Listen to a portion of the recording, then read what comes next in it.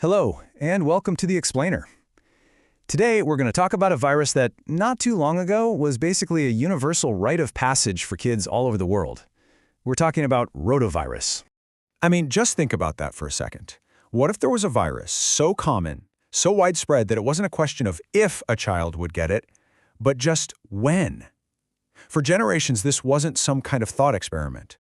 No, it was just reality. And that virus was rotavirus, the leading cause of severe, dehydrating diarrhea, or gastroenteritis, in infants and young children everywhere. So let's get a closer look at this microscopic enemy. What exactly is rotavirus, and how in the world did it get that distinctive name? Well, the name's origin is actually pretty fascinating. When scientists first spotted this thing back in 1973, they saw its unmistakable shape under the microscope. It looked just like a tiny wheel, complete with spokes. So pretty logically, they named it rotavirus, from the Latin word rota. It's a simple name for what turned out to be a really complex and super effective pathogen. Now, to really understand the victory we're going to talk about later, you first have to grasp just how huge this problem was. Before we had a vaccine, rotavirus wasn't just common, it was pretty much an inevitable part of growing up.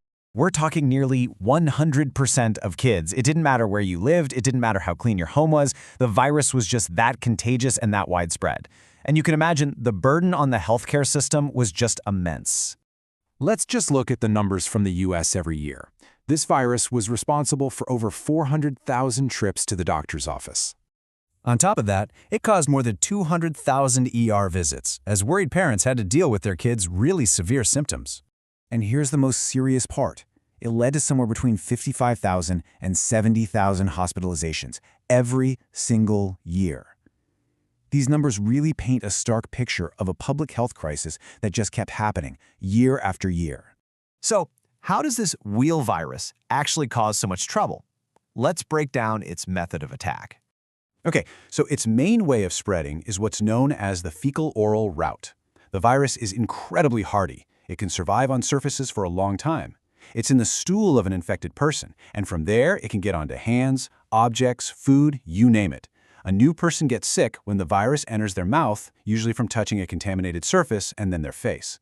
You can see now why it's spread like wildfire in places like daycare centers. Once you're infected, the symptoms usually show up within about 2 days. It typically kicks off with a fever and vomiting, and then comes the worst part, several days, maybe 3 to 8, of really severe watery diarrhea. Add in stomach pain and a loss of appetite, and it is just a truly miserable experience, especially for a little kid. Now, while pretty much anyone can get rotavirus, some groups are definitely more vulnerable. The most severe cases tend to happen in unvaccinated children between 3 months and 3 years old. But adults aren't totally off the hook, especially older adults, people caring for sick kids, and anyone with a compromised immune system. All right, now this is an absolutely critical point. The virus itself isn't usually what leads to hospitalization or worse.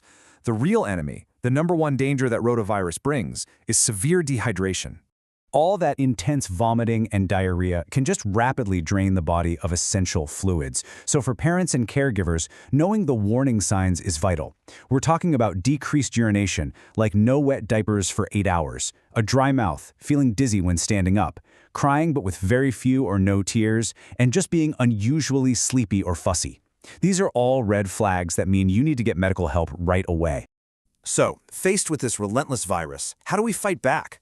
Well, this is where the story takes a turn, from a massive problem to a massive solution. It's a true public health triumph. And you can see here, it's really a two-pronged approach. When it comes to treatment, there's no specific medicine that kills the virus. The focus is all on managing symptoms and, most importantly, fighting that dehydration by replacing fluids.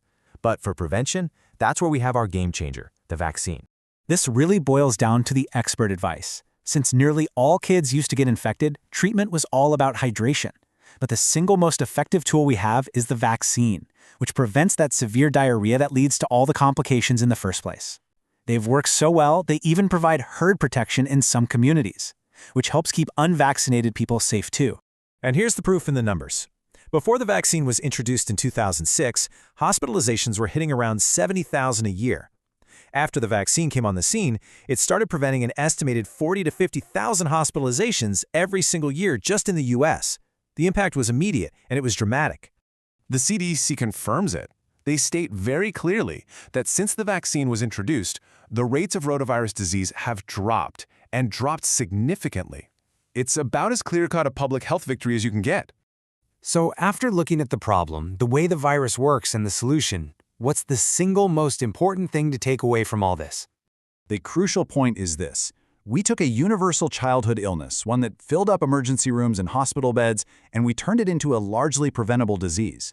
It's just a powerful, powerful testament to the impact of modern vaccination. This story is a perfect example of how medical science can completely turn the tide against a common enemy. And it leaves you with a pretty exciting question, right? We basically conquered this threat. What other health challenges could be next? Thanks for joining us